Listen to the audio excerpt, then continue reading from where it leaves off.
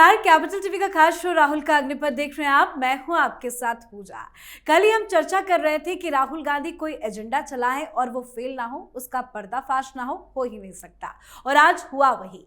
दरअसल बिहार के मुंगेर में राहुल गांधी की मतदाता अधिकार यात्रा के दौरान एक बड़ा सियासी घटनाक्रम देखने को मिला।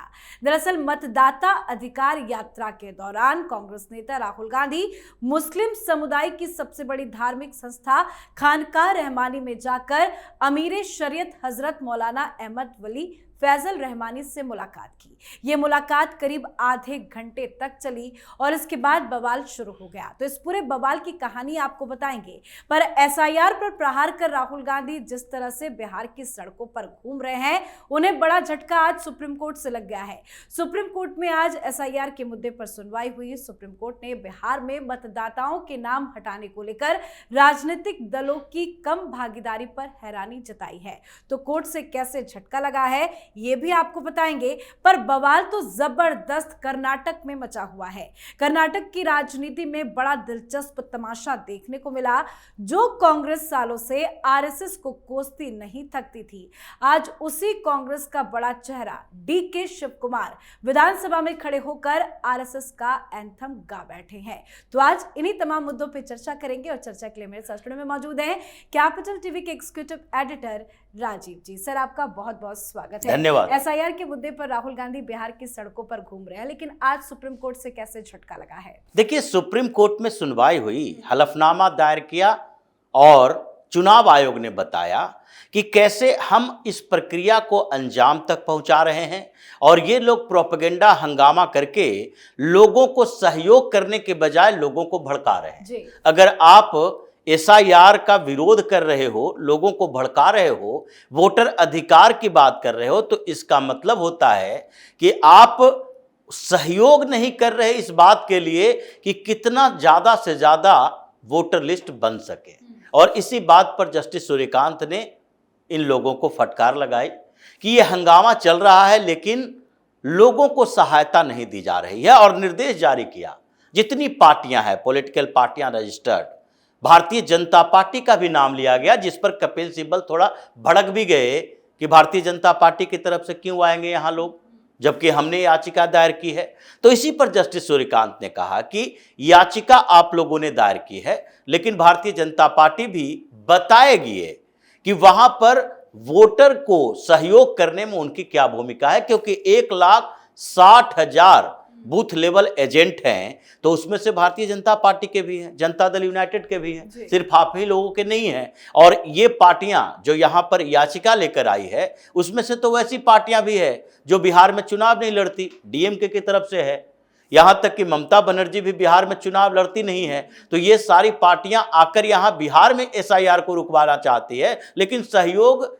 ग्राउंड पर ये लोग नहीं कर रहे हैं। और इसलिए जो चुनाव आयोग ने हलफनामा दायर किया, उसमें बताया कि हमारे पास 1,63,000 कंप्लेन आए हैं, क्लेम आया है, जिसमें कहा गया है कि हमारा नाम छूट गया है, हम डॉक्यूमेंट्स नहीं प्रोवाइड कर पाए हैं, कुछ और तरीके से हो सकते हैं तो हमारा नाम फिर से जोड़ा जाए। और इसी बात को लेकर सुप्रीम कोर्ट ने उन पॉलिटिकल पार्टियों को हड़काया कि और निर्देश दिया कि आप लोग ग्राउंड में जाकर वोटर को सहयोग करो, हंगामा मत करो। क्योंकि 1,63,000 की जो बात है, ये चुनाव आयोग के पास ऐसे ही नहीं आ गई। ये लोग तो विरोध कर रहे हैं जो सपोर्ट में पार्टी है, यानी कि जनता दल यूनाइटेड। नीतीश कुमार ने पहले कहा था कि हम सहयोग करेंगे जनता का। अगर उनके पास 11 में से एक भी डॉक्यूमेंट नहीं है और ओरिजिनल वो बिहार के हैं, वो यहाँ के वोटर बनने के लायक हैं, योग्य हैं, तो हम उनको उन डॉक्यूमेंट्स को लेने में सहयोग करेंगे। भारतीय जनता पार्टी भी यही कर रही है, लेकिन इनके बूथ लेवल एजेंट वहां से इकट्ठा कर रहे हैं पॉलिटिकल हंगामा के लिए कुछ सबूत, जिस सबूत के बारे में पिछले दिनों राहुल गांधी और तेजस्वी के इसी यात्रा के दौरान एक महिला आई और उसने कहा कि हमारे वोटर लिस्ट से नाम गायब हो गए हैं, पूरे परिवार के 5-5 लोगों के। लेकिन 2 घंटे बाद जब बूथ लेवल ऑफिसर उसके घर पे गया और दिखाया, तो उसके बाद इसने यू टर्न ले लिया और सीधे तौर पर कहा कि नहीं नहीं, हमारा नाम है, हमें भ्रमित किया गया था पंचायत समिति के लोगों से, और जो राष्ट्रीय जनता दल और कांग्रेस के लिए काम कर रहा था। तो ये पूरी जो एसआईआर पर सुनवाई हुई है, उसमें सीधे तौर पर सुप्रीम कोर्ट ने कहा 21 दिन गुजर गए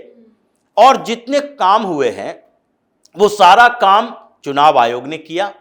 आप लोग यहां बैठकर तर्क देते हो, कपिल सिब्बल हो या अभिषेक मनु सिंघवी हो या गोपाल शंकर नारायण हो या फिर जो दूसरे वकील इन लोगों का रिप्रेजेंटेटिव हैं, जी। उन सब लोगों को कहा कि आप लोग यहां बैठकर एक दो केस स्टडी लाते हो, बड़ी बातें करते हो, डेमोक्रेसी पर खतरे, वोटर अधिकार की बात, वोटर चोरी हो रहे हैं, वोट हटाए जा रहे हैं, लेकिन आपके पास सहयोग के नाम पर 21 दिनों के अंदर कुछ नहीं किया है। कोई पॉलिटिकल पार्टी ऐसी आपके जो याचिका देने वाली नहीं है, उसने लाकर एक लिस्ट थमाया और कहा कि देखिए ये 20,000, 10,000, 15,000 इतने लोग हैं जिसकी हमने चुनाव आयोग में शिकायत की और चुनाव आयोग उसको वोटर लिस्ट में शामिल करने के लिए तैयार नहीं है। मतलब आप इस समस्या का समाधान नहीं चाहते बल्कि समस्या को और बढ़ाना चाहते हैं। सुप्रीम कोर्ट में एक तरह से ये राहुल गांधी की जो यात्रा चल रही है उसके ऊपर रोक लगा दिया है। कहा ये यात्रा मत करो, ग्राउंड में जाओ, लोगों का सहयोग करो, और निर्देश दिया है कि सारी पॉलिटिकल पार्टियां लोगों को सहयोग करेगी, चुनाव आयोग से कोऑर्डिनेट करेगी और अगली सुनवाई में हम निर्धारित करेंगे कि इस पर क्या फैसला लिया जाना है। सही आईना सुप्रीम कोर्ट ने राहुल गांधी को दिखाया है, लेकिन सर राहुल गांधी जो एजेंडा चला रहे हैं क्या उसमें सक्सेसफुल हो रहे हैं? क्योंकि आज खबर सामने आई कि राहुल गांधी मुंगेर में एक मदरसा भी चले गए। देखिए ये तो राहुल गांधी का एजेंडा जो है वो भारतीय जनता पार्टी के लिए बूस्टर का काम करती है, क्योंकि कांग्रेस या फिर राष्ट्रीय जनता दल, ये पूरे बिहार में सबको पता है ये कि राष्ट्रीय जनता दल और कांग्रेस दोनों मुस्लिम अपीजमेंट की पॉलिटिक्स करती है। महागठबंधन का वो पॉलिटिकल आधार है। तो अगर ये मस्जिद जाते हैं, मदरसे जाते हैं तो कोई बहुत बड़ी बात नहीं है इनके लिए, लेकिन लोगों को ये लगने लगा है कि ये मस्जिद मदरसे जाते हैं और यहां पर आके ओबीसी और पिछड़ों की बात करते हैं। तो यानी इनका एजेंडा बिल्कुल फिक्स है कि मुसलमानों को एकजुट रखो, हिंदुओं के अंदर क्योस्क पैदा करो, तोड़ फोड़ बचाओ, जातीय आधार पर जातीय जनगणना, इतनी जातीय समस्या गिनाओ कि ये लोग आपस में लड़े। हमारे सपोर्ट में कुछ ओबीसी की जातियां हैं और मुसलमान का फुल सपोर्ट रहेगा तो हम चुनाव में कुछ बेहतर प्रदर्शन करेंगे। तो अब वहां के लोगों के नजरिए से देखें तो वो समझने लगे हैं कि वो राहुल गांधी, तेजस्वी यादव जो अपनी यात्रा के रूट पर कई जगह पर मंदिरों को स्किप कर दिया। रफीगंज में लोग इंतजार करते रहे, ये मंदिर में गए नहीं, पीछे से पप्पू यादव गए, भले ही उन्होंने कांग्रेस की कमान संभाली कि नहीं हम एक हिंदूवादी नेता हैं, लेकिन दूसरी जगह पर गया पहुंचे, नवादा पहुंचे, हर जगह पर इन्होंने मंदिर को स्किप किया और एक जगह जाके मदरसे में मौलाना से मुलाकात की। तो ये तो बिहार में भारतीय जनता पार्टी के लिए अच्छी खबर है कि आप मंदिर छोड़ो और मस्जिद की बात करो।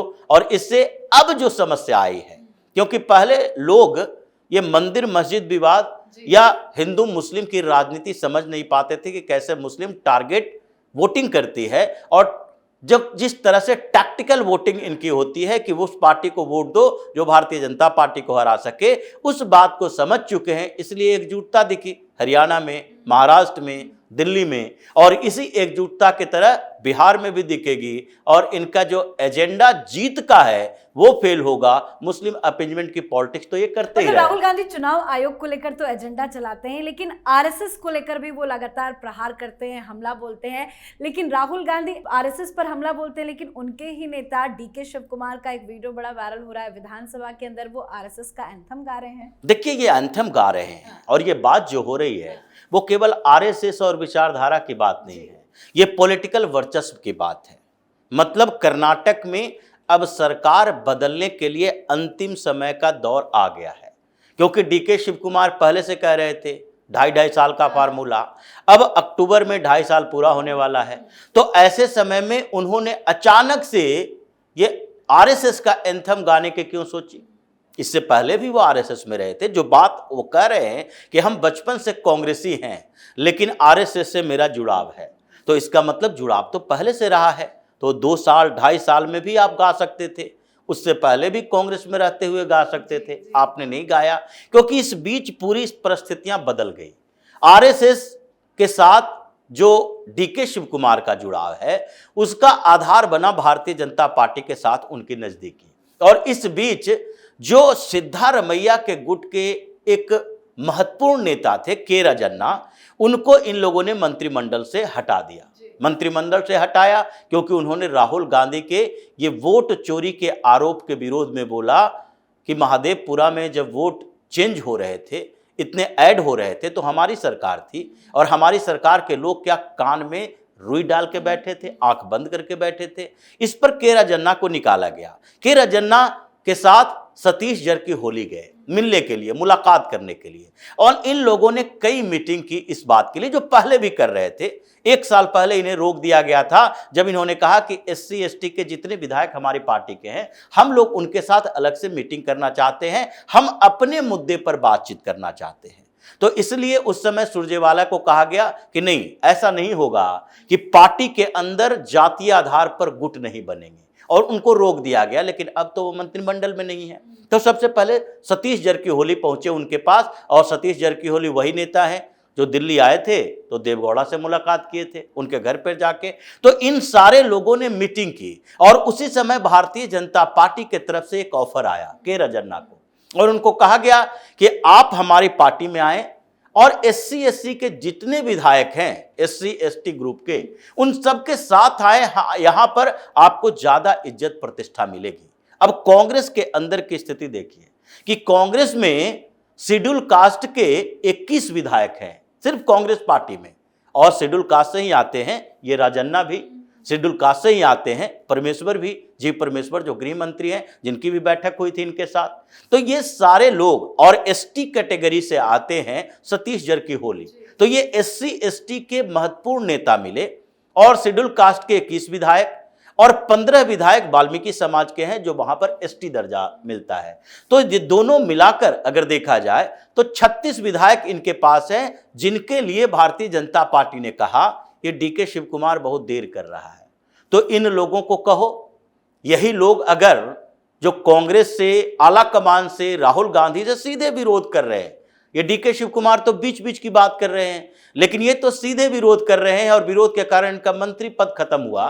तो इन लोगों के साथ ही बातचीत करते हैं, ये पहले भी बातचीत कर रहे थे। तो इन 36 विधायकों का गुट एक बना हुआ है, जिसकी कई मीटिंग हो चुकी है। अब डीके शिव कुमार को लगा कि भाई हम तो पिछड़ जाएंगे, ऐसा ना हो सरकार ही न बचे लेकिन उसमें हमारी कोई भूमिका ना हो। इस बीच इन्होंने भी कुछ मीटिंग की, और ये वोक्कालिगा समुदाय से हैं।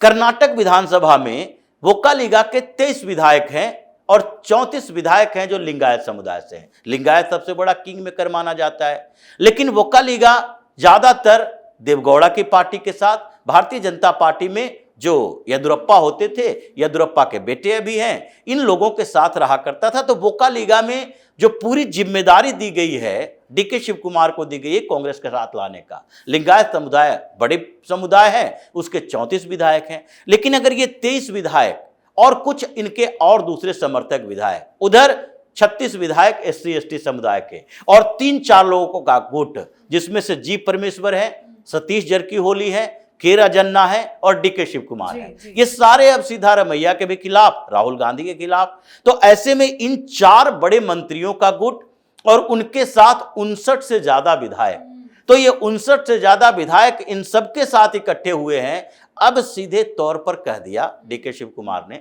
राहुल गांधी को चैलेंज है कि तुम संघ की विचारधारा से लड़ रहे हो, तो हम भी संघी हैं, तुम बताओ। अब जब हम संघी हैं और संघ का एंथम गा रहे हैं, तो ऐसी स्थिति में अगर राहुल गांधी की हैसियत है तो डीके शिव कुमार को ही बाहर करो, जैसे के राजन्ना को हटाए। अब इन्होंने खुला मोर्चा खोल दिया है, उसी तरह जैसे शशि थरूर चैलेंज कर रहे हैं कि अगर औकात है तो मुझे बाहर निकालो। हम क्यों बाहर निकले? अगर हमें निकलना होगा तो फिर तुम्हारी पार्टी को बर्बाद करके निकलेंगे केरल के अंदर। तो उसी तरह से डीके शिव कुमार ने खुला चैलेंज दिया है राहुल गांधी को।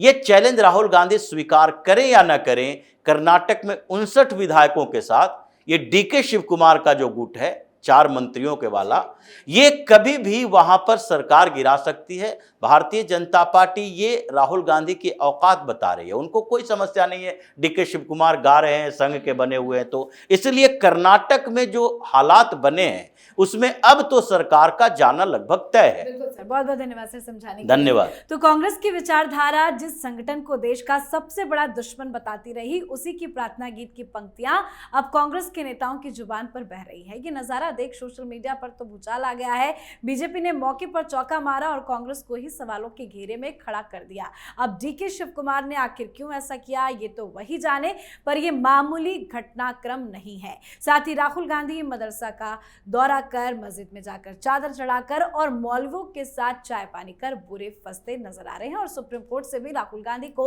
बहुत बड़ा एसआईआर के मुद्दे पर झटका लग गया है। तो आपकी क्या राय है, कमेंट करके लिखिएगा। देखते रहिए कैपिटल टीवी। नमस्कार।